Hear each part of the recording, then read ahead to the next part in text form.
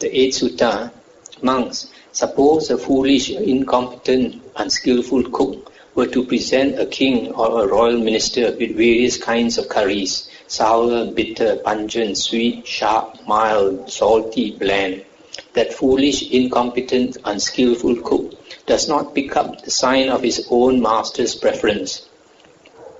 Today this curry pleased my master, or he reached for this one, or he took a lot of this one, or he spoke in praise of this one, or the sour curry pleased my master today, or he reached for the sour one, or he took a lot of the sour one, or he spoke in praise of the sour one, or bitter one, or pungent one, or sweet, or mild, or sharp curry, or salty curry, or bland.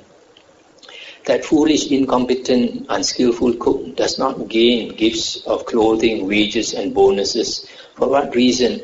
Because that foolish, incompetent, unskillful cook does not pick up the sign of his own master's preference. So too monks. Here some foolish, incompetent, unskillful monk dwells contemplating the body in the body, ardent, clearly comprehending, mindful, having removed covetousness and displeasure in regard to the world.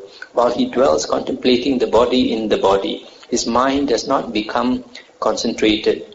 His corruptions are not abandoned. He does not pick up that sign. He dwells contemplating feelings in feelings, mind in mind, Dhamma in Dhamma. And his mind does not become concentrated. His corruptions, meaning the 5 hindrances, are not abandoned. He does not pick up that sign. That foolish, incompetent, unskillful monk does not gain pleasant dwellings in this very life, nor does he gain mindfulness and clear comprehension. For what reason? Because monks, that foolish, incompetent, unskillful monk does not pick up the sign of his own mind. And then the other way around,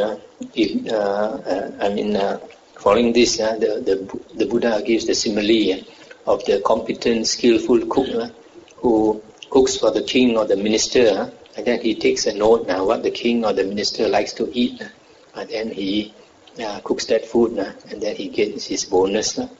So in the same way, the Buddha says that some wise, competent, skillful monk dwells contemplating the body in the body, and then as he practices this Satipatthana, his mind becomes concentrated, his corruptions are abandoned, he picks up that sign.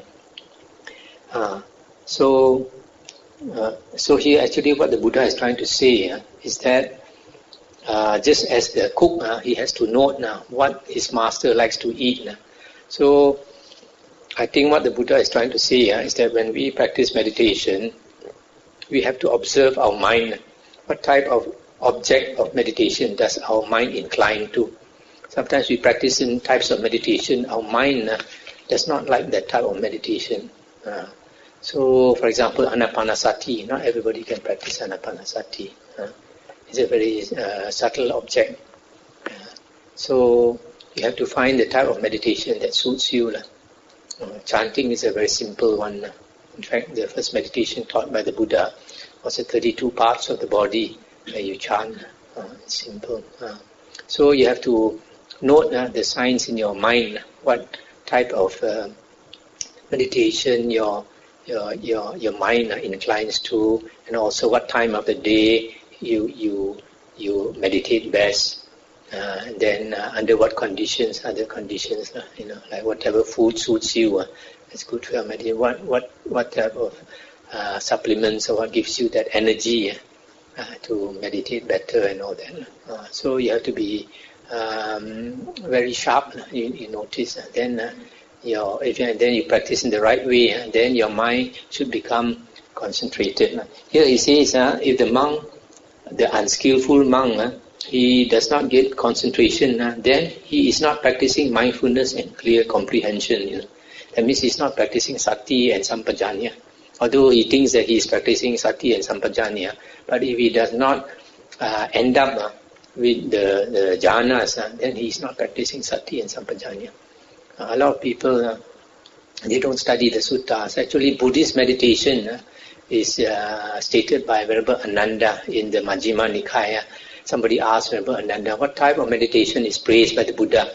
And Venerable Ananda said, the first jhana, the second jhana, the third jhana, the fourth jhana. Only this is Buddhist meditation, nothing else.